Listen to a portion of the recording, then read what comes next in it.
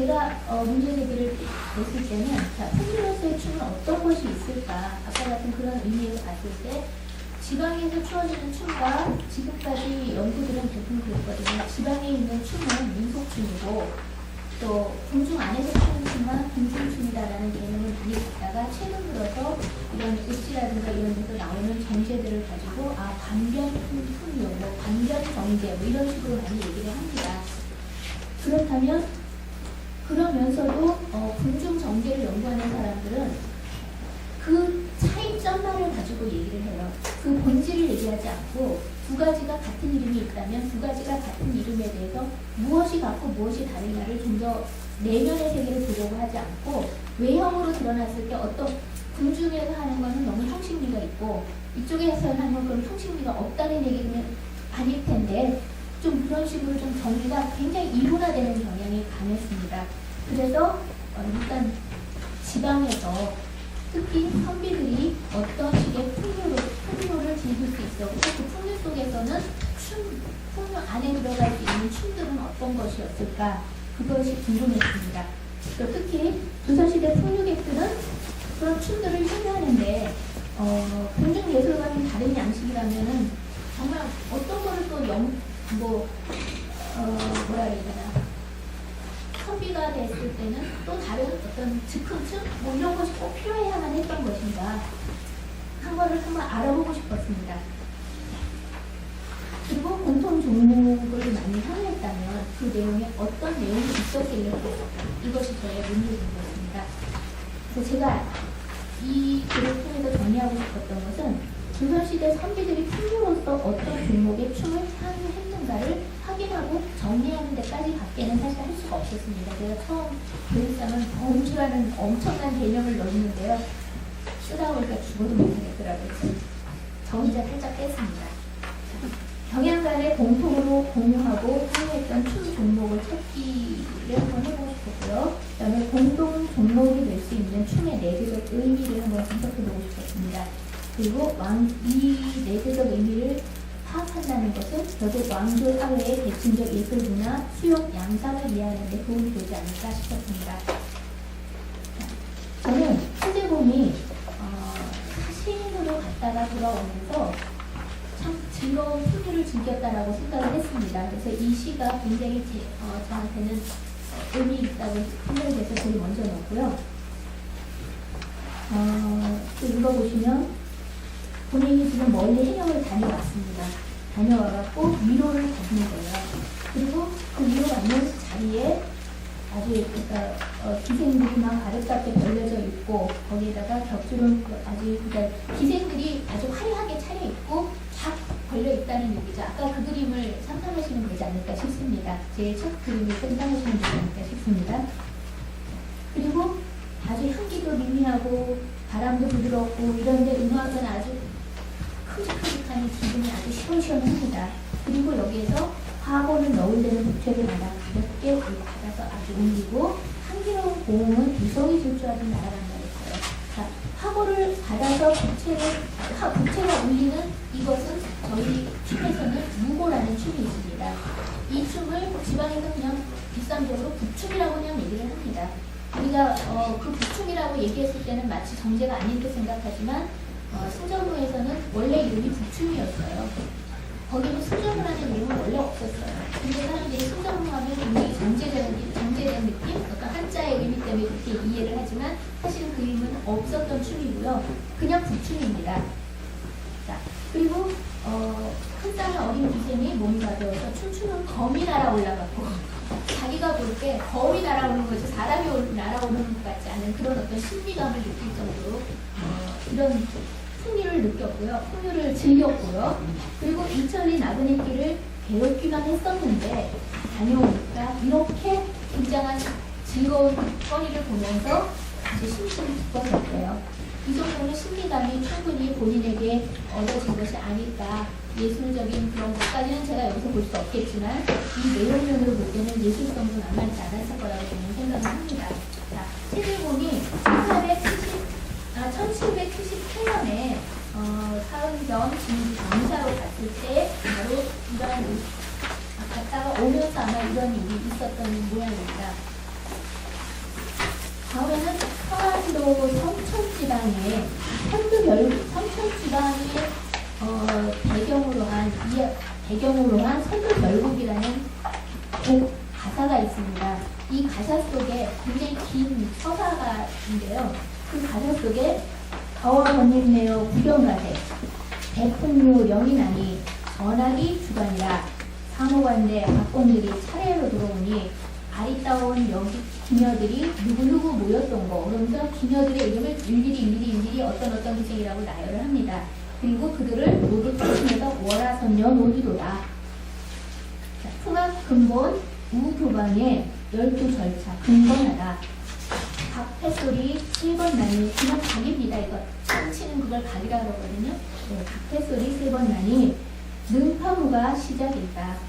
번지느니 용의 알은 포구락이 절묘하다. 포구락은 아까 처음에 그림에서 이렇게 나무 이 기부 있었고 거기다가 봉을 던져 놓는 놀이예요. 근데 이 포구락 이 놀이가 아깝게 보면 설명을 보면 굉장히 재밌었을 것 같아요. 공을 한번 던졌으면 걔를 던졌는데 혹시 못 들어가면 다시 받아요. 다시 받아서 3번까지 눕는데 3번까지 못 따라주면 그냥 떨어뜨리고 그거는 더 이상 잡지 않고요. 만일 잡아서 다시 넣었으면 상을 받고 넣지 못하면 얼굴에다가 먹칠을 하는 이런 놀이에요. 그리고 그 먹칠을 하는데 만일 공이 들어가지도 않고 거기에 많이 걸렸다면 그럼 구멍이 크지 않았다라는 얘기거나 아니면 공이 컸다라는 얘기겠죠. 굉장히 넣기 어려웠다는 얘기가 될 거예요. 그 구멍의 사이에 끼면 상도 없고 벌도 없다고 그랬어요. 자, 이런 놀이가 바로 포구락인데 그런 포구락이 지금 여기서 연행이 되는 거고요. 자, 쌍쌍얼러 아박이요. 이 아박은 그냥 박이에요. 그러니까 말하자면 원래 재료로 얘기한다면 뼈라든가 아니면 상아 이런 걸로 만드는 건데 이 상아 소리의 어떤 그 경쾌함 이런 것을 춤에 맞춰서 하는 거예요. 거의 뭐 어떤 일정한 형식이 꼭 있다 그러지만 지금 이 춤이 정식으로 전승되지 않았기 때문에 재현 정제밖에는 없어요. 그래서 지금 여러분들이 보고 있는 정제가 너무 느리고 너무 뭔가 문제가 있는 점들이 있는데 그런 거를 떠나서 생각을 하셔야지 됩니다. 여기에서 이 아박은 얼마만큼 경쾌했고 어떻게 했을 소리는 아무도 모릅니다. 자, 그 다음에 쟁쟁소리 향발이다. 향발은 작은 뭐죠? 심벌치 아시죠? 우리가 외국어로 얘기를 해야 되는 이런 어려운 상황. 바라라고 하는데요. 큰 건 바라거든요. 침 하는 바라인데 예, 심벌치라에 더 가까우시잖아요. 근데 그거보다 아주 작은 거예요. 작은 걸 손에 끼고 챙 하면서 춤을 출 수 있다는 얘기예요. 근데 그걸 음악에 맞추어서 예, 그렇게 춤을 추는 그런 거예요. 그러니까 실제로 어떤 내용이 있거나 이런 건 없지만 음악적인 리듬감 내지는 이런 것들이 굉장히 멋스럽고 예술스러운 이런 종류라는 얘기죠. 자, 향발이라 활용고로 북채는 웅장할사 북춤이며 여기 그냥 북춤이라고 이렇게 표기를 하더라고요. 이게 무고예요. 그 다음에 주립해요. 폭풍시는 헌소할선 무동이라. 이거 지금 기녀들이 잔뜩 나온다는데 갑자기 무동이라는 춤이 있다는 얘기예요. 이러니까 사람들이 딱 무동하면은 이제 그 제주분들이 하는 왜 무동 세우기 있죠? 그거 먼저 생각하는데 아닙니다. 나중에 보시면 이 춤은 무동이라는 춤은 공중에서 얘기하는 광수무와 같은 같은 춤이라는 걸 알 수 있습니다.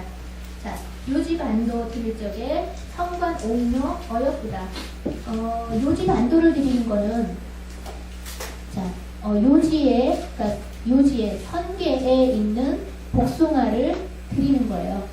이 춤을 우리는 헌선도라고 그냥 보통 얘기를 합니다.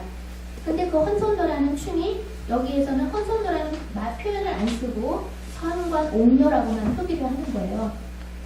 그러나 여기에는 이유가 있었다는 얘기죠. 여기서 복숭아를 왜 바치는지 아시죠? 그래도 짚고 넘어갈까요? 자, 복숭아는 제사 지낼 때 우리 안 올리죠.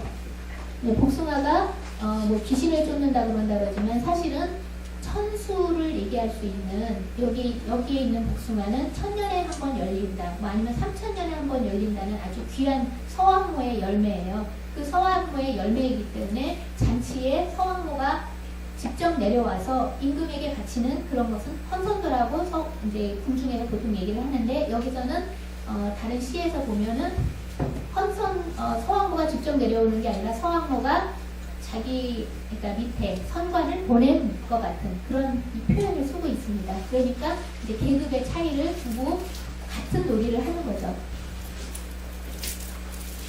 그 다음에 처용탈이고요. 검루고, 처용은 다 아시죠?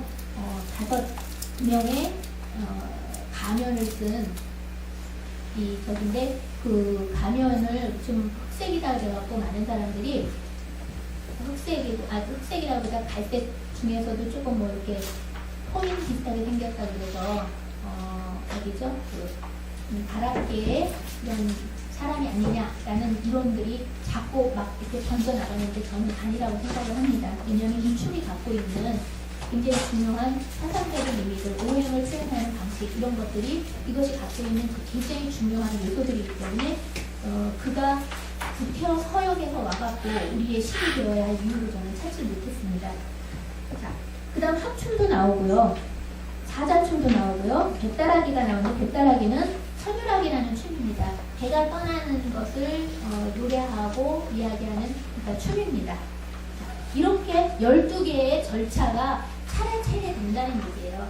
근데 이런 절차가 궁중에서도 있었고요. 궁중에서는 처형무를 정점으로 해서 처형무까지 하게 되면 하나의 기본 예식이 끝나고요. 그 뒤에 이어지는 것들은 약간 여음성을 갖고 있는 춤들이에요. 지금 여기에서 합춤이나 사자춤이나 배따라기 이런 경우는 거의 그런 경우로 볼 수 있고요. 합춤의 경우에는 사실은 구방가요라든가 나중에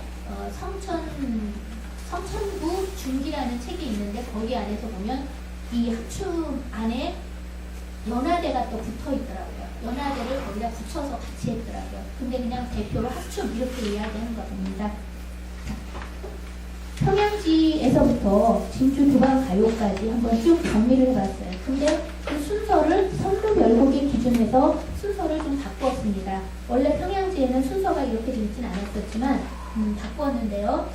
자, 쭉 보시면 거의 같은 종목의 선루별곡이나 성천에서는 초보나 무동이라는 춤, 광춤을 하는 춤이 있지만 교방가요에는 없어요. 여기는 진주 지역이고 이쪽은 이북 지역에 있는데, 이북 지역에서는 사신이 지나가는 자리에서 무동인 역할을 해야 되는 게 굉장히 중요했던 것 같습니다. 그러다 보니까 무동의 춤, 궁중 정제에서 얘기하는 무동의 춤이 이쪽 지방에는 있는데, 남쪽 지방에는 무동의 춤으로서의 그 모습을 후대라서런지 발견할 수가 없었습니다. 자, 처용 뒤에는 이런 춤들이 추워졌는데, 대신 교방가요에는 더 많은 춤들이 육화대라든가 황장무, 황창무, 순무, 그 다음에 의양가무라는 거는 사실은 논계를 제사 지내는 춤이 음악이에요. 그래서 얘는 제사용이기 때문에 풍류에서는 일단 제외한 걸로 하고요. 나머지들은 일단 풍류 어떤 잔치 내지는 의식에서 모두 연행되었다라고 저는 생각을 합니다. 자, 그리고 여기에 가로를 했던 부분들은 왜 여기다 가로를 하게 됐느냐면, 평양지에는 들어있지 않았는데 실제로 아까 그림 속에서 보시면 조금 이따 나오겠는데요. 그림에서 보시면 평양 감사 환영도 안에 이 그림들이 모두 나옵니다. 그래서 헌선도라고 얘기했던 그 춤도 사실 평양의 춤에 속해야 되는 거고, 사자무도 있습니다. 그리고 아까 말씀드렸듯이 합춤에는 연화대라는 것이 사실은 안 들어있었는데, 성천에는 없었지만 실제로는 성천 중기를 보니까 연화대가 여기에 부속되어 있었다는 걸 알 수 있었기 때문에 가로를 쳤습니다. 자, 이렇게 해서 선비들 정제를 향유했다. 저는 이 말씀을 드리고 싶은 거고요. 각종 잔치에 소용된 춤들을 일단 풍류의 어떤 춤으로 이해할 수 있지 않을까라는 생각을 했습니다. 제사용까지는 저희가 풍류라고 얘기하기는 좀 어렵지 않겠습니까? 또 공연자가 있었다면 그 공연자는 교감 소속 부녀와 무동